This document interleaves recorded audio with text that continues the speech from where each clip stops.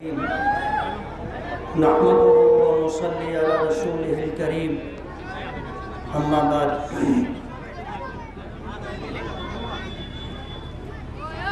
عربی کا ایک مقولہ ہے السعی منی والاتمام من اللہ، کہ کوشش کرنا ہمارا کام ہے اور کام کی تکمیل اللہ رب العالمین کے قبضے قدرت میں ہے۔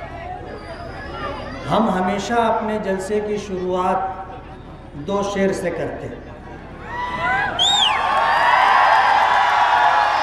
تیری رحمتوں کا دریا سرعام چل رہا ہے، تیری رحمتوں کا دریا سرعام چل رہا ہے، مجھے بھیک مل رہی ہے، میرا کام چل رہا ہے، تیرے نام کا وظیفہ میری زندگی کا حاصل، تیرے نام کی بدولت میرا کام چل رہا ہے۔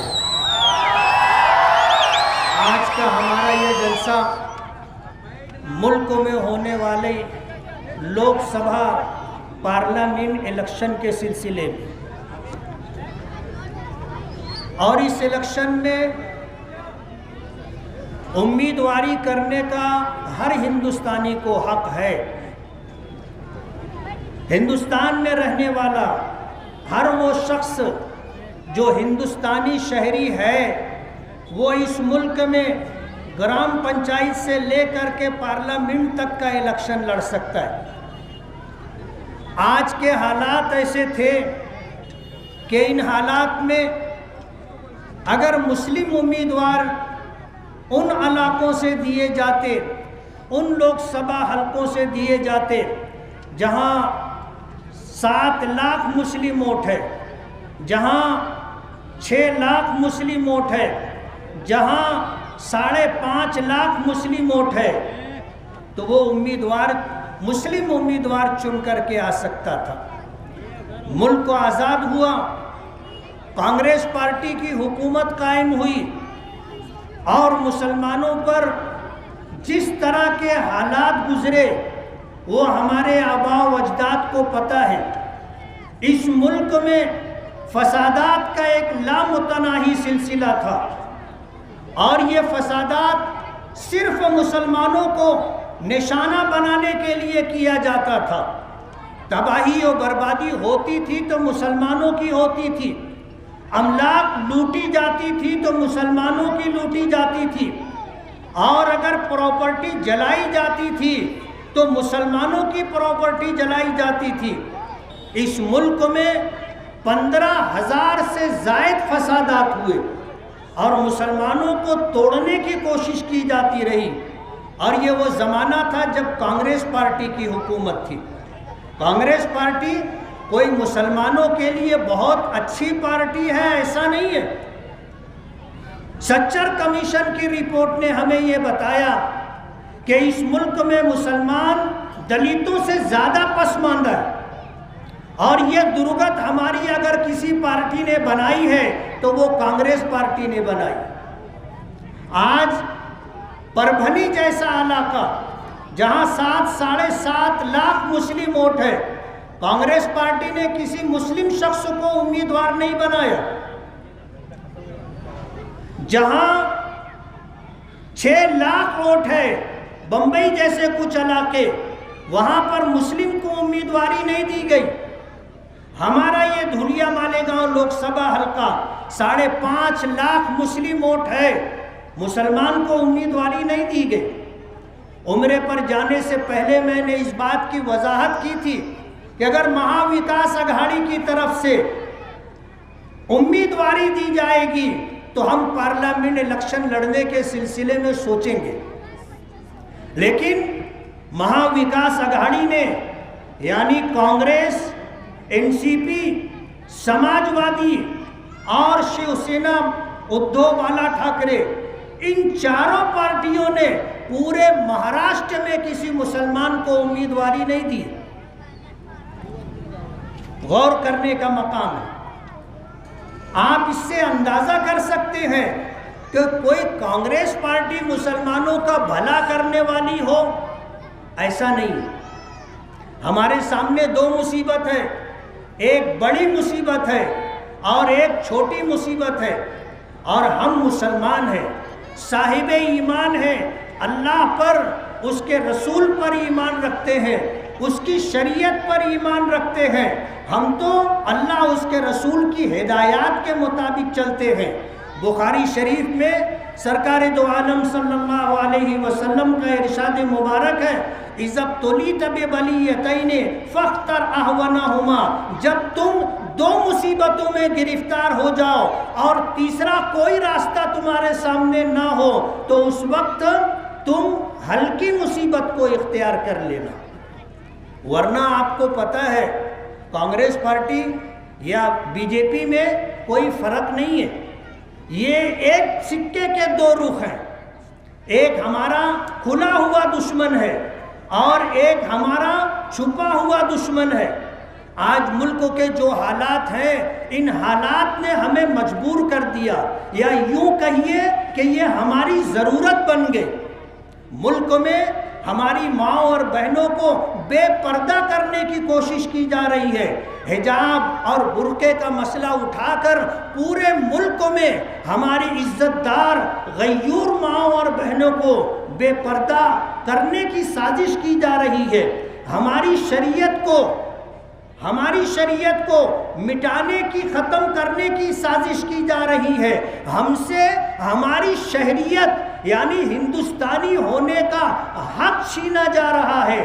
آج ہماری مسجدوں پر بلڈوزر چلائے جا رہے ہیں، اولیاء کرام اور بزرگوں کی درگاہیں بھی محفوظ نہیں ہیں، ہمارے مدارس کو دہشت گردی کا اڈا بتایا جا رہا ہے۔ سی اے اے کا قانون لا کر کے اس ملک میں جو سازش کی جا رہی ہے وہ سمجھنے کی بات ہے۔ میں آپ کو بتانا چاہتا ہوں کہ 2014 سے 10 سال جو بی جے پی کی حکومت رہی ہے، انہوں نے اس ملک میں صرف مسلمانوں کو ٹارگٹ کیا ہے۔ وہ کہتے ہیں 80 اور 20، آپ سمجھتے ہو 80 اور 20؟ 80 اور 20 کا مطلب یہ ہے کہ 80 ہندو، سکھ، پارسی، جین، یعنی تمام وہ دھرم جو اسلام کے مقابلے میں ہے وہ 80 اور 20 میں مسلمان، ہم ٹارگٹ ہیں، کوئی اور اس ملک میں ٹارگٹ نہیں ہے۔ آج بی جے پی نے صرف مسلمانوں کو ٹارگٹ کیا ہے اور ہم سے ہماری شہریت چھیننا چاہتے ہیں، اس کے لیے سی اے اے کا قانون لایا گیا ہے۔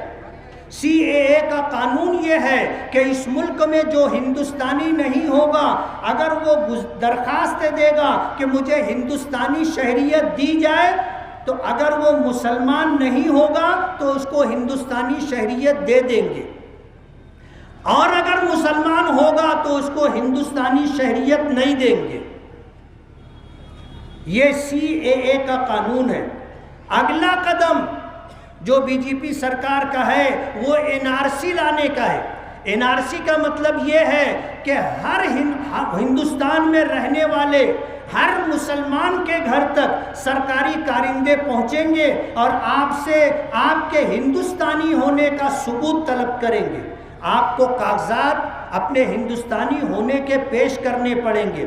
اگر کسی ہمارے گھر کے 10 افراد میں سے کوئی 2 فرد 4 فرد اگر مشکوک ہو گیا تو اسے پولیس گرفتار کر کے لے جائے گی، اور لے جانے کے بعد اسے کھلی ہوئی قید میں رکھا جائے گا، جیل خانے میں رکھا جائے گا، پھر ان سے ہماری ملاقات نہیں ہوگی۔ یہ جو جرائم اور کرائم کرنے کے بعد جو جیل میں جاتے ہیں ان سے تو ملنے کی ہفتے میں 1 دن، مہینے میں 1 دن اجازت مل جاتی ہے، لیکن این آر سی کے قانون میں جس کو گرفتار کیا جائے گا اس سے اس کے خاندان والے، اس کے گھر والے ملاقات بھی نہیں کر سکیں گے۔ بہت ممکن ہے لے جانے کے بعد جس طرح ہٹلر نے یہودیوں کو ختم کیا تھا کہ سب کو لے جا کر کے ایک ایسی جگہ ڈال دیتے تھے جہاں ان کو سانس بھی نہیں ملتی تھی اور زہریلی گیس چھوڑ دی جاتی تھی، وہ سب کے سب مر جاتے تھے۔ یہ پلاننگ اس ملک میں مسلمانوں کے ساتھ کی جانے والی ہے۔ این آر سی کے نام پر ہم لوگوں کو نشانہ بنایا جائے گا اور جن لوگوں کو لے جایا جائے گا ان کو اپنی بات رکھنے کے لیے موقع دیا جائے گا۔ لیکن کیسا موقع دیا جائے گا آپ سمجھ سکتے ہو. ہمیں تو ٹارگٹ کیا گیا ہے 80 اور 20 کہہ کر کے. جن لوگوں کو مشکوک قرار دیا جائے گا انہیں غیر ہندوستانی قرار دیا جائے گا. اور ظاہر بات ہے پھر ہماری کہیں سنوائی نہیں ہوگی. سب کچھ سیدھا ہونے کے بعد تو ہمیں انصاف نہیں ملتا. اور جب کسی کو مشکوک قرار دے دیا جائے گا، مشتبہ قرار دے دیا جائے گا، تو پھر کوئی بنائی بنے گی نہیں.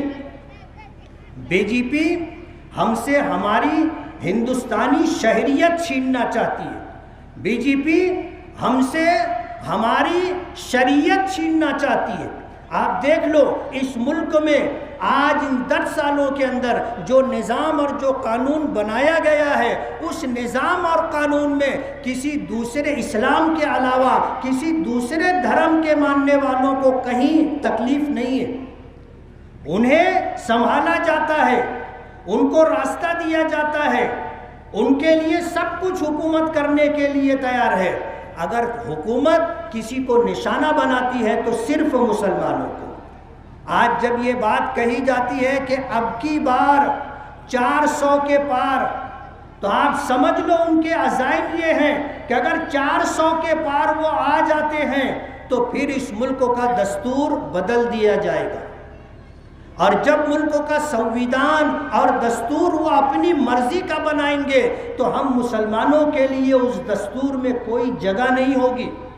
ہم کو ووٹ دینے سے بھی محروم کر دیا جائے گا. اور آج ہم نہیں، دوسری سیاسی پارٹیاں، دلت سماج کے لیڈران، ہندو سماج کے لیڈران، دوسری سیاسی پارٹی کے لیڈران یہ بات کہہ رہے. ہم نہیں کہہ رہے، ہم تو ان کی بات آپ کو بتا رہے ہیں، نقل کر رہے ہیں کہ آج یہ بات دوسری سیاسی پارٹیاں جو اپوزیشن میں ہیں وہ کہتے ہیں کہ اگر 400 کے پار گئے تو ملک کا دستور ختم ہو جائے گا. 400 کے پار گئے تو اس ملک میں یکساں سول کوڈ نافذ کر دیا جائے گا. اور 400 کے پار گئے تو پھر دلتوں کو اور پسماندہ طبقات کے لیے جو ریزرویشن ہے وہ ریزرویشن ختم کر دیا جائے گا. اور دستور اور سنویدھان کے مطابق ہمیں جو حق ملا ہے کہ ہم اپنی مسجد بنا سکتے ہیں، اذان دے سکتے ہیں، باجماعت نماز پڑھ سکتے ہیں، ہم ختنہ کروا سکتے ہیں، اور ہمیں یہ حق ملا ہے کہ ہم مدرسے بنا سکتے ہیں، اپنے مذہبی تعلیم کو ہم اپنے بچوں کو دے سکتے ہیں، ہم اپنے مذہب کے مطابق نکاح کر سکتے ہیں، ہم اپنے مذہب کے مطابق طلاق کو اختیار کر سکتے ہیں، ہم اپنے مذہب کے مطابق وراثت تقسیم کر سکتے ہیں، ہم اپنے مذہب کے مطابق ایک دوسرے کے حقوق دے اور لے سکتے ہیں. یہ سب کچھ ختم کر دیا جائے گا. اور اس ملک میں مسلمانوں کو آج تو ہم 2 نمبر کے شہری ہیں. آنے والے دنوں میں اگر اب کی بار 400 پار یہ بات اگر صحیح ثابت ہو جاتی ہے تو پھر ہم کہیں شمار و قطار میں بھی نہیں رہیں گے، کوئی حیثیت نہیں ہوگی. ایسے حالات ہیں. ان حالات کی وجہ سے ہمیں ہمارے نبی جناب رسول اللہ صلی اللہ علیہ وسلم کا وہ فرمان کہ جب تم 2 مصیبتوں میں گرفتار ہو جاؤ تو ہلکی مصیبت کو اختیار کر لو. آج ہمارے سامنے روڈ گٹر کا مسئلہ نہیں ہے، بجلی کا مسئلہ نہیں ہے، ہیلتھ کا مسئلہ نہیں ہے، تعلیم کا مسئلہ نہیں ہے. ہمارے سامنے سب سے بڑا مسئلہ ہماری شریعت کا. اگر میں مسلمان رہ کر کے نہیں جی سکتا تو ایسی زندگی جینے سے فائدہ کیا ہے؟ ہمیں ہمارا ایمان عزیز ہے اور ہم اپنے ایمان کو اپنی جان سے زیادہ عزیز سمجھتے. نبی کریم صلی اللہ علیہ وسلم نے یہ بات فرمائی تھی کہ قسم ہے اس ذات کی جس کے قبضہ قدرت میں میری جان ہے، کوئی شخص اس وقت تک ایمان والا نہیں ہو سکتا جب تک کہ میں اس کے نزدیک، میری لائی ہوئی شریعت اس کے نزدیک اس کی جان سے، اس کے ماں باپ سے، اس کے بچوں سے اور دنیا و جہاں میں جو کچھ ہے اس سے زیادہ عزیز نہ ہو جاؤ. بخاری شریف میں آتا ہے کہ حضرت عمر فاروق رضی اللہ تعالیٰ عنہ اس بات کو سن کر کے کہنے لگے کہ اللہ کے رسول آپ مجھے سب سے زیادہ عزیز ہیں، لیکن میری جان مجھے آپ سے زیادہ عزیز ہے۔ حضور نے فرمایا کہ عمر تمہارا ایمان کامل نہیں ہے۔ حضرت عمر نے غور کیا اور یہ بات ان کے دل نے کہی کہ عمر تم نے جو بات کہی ہے وہ صحیح نہیں ہے، سرکار کے ایک اشارے پر تم جان قربان کرنے کے لیے تیار ہو جاتے ہو، اگر تمہیں اپنی جان عزیز ہوتی تو سرکار کے لیے تم اپنی جان قربان کرنے کے لیے نہیں جاتے۔ حضرت عمر نے کہا کہ اللہ کے رسول آپ مجھے اپنی جان سے زیادہ عزیز ہیں، تو سرکار نے فرمایا الآن عمر اب تمہارا ایمان کامل ہوا ہے، تو ہمیں اپنا ایمان عزیز ہے۔ ہم کوئی کانگریس پارٹی کو اس میں سرخاب کے پر لگے ہیں اس لیے اس کی حمایت کر رہے ہیں، ایسا نہیں ہے۔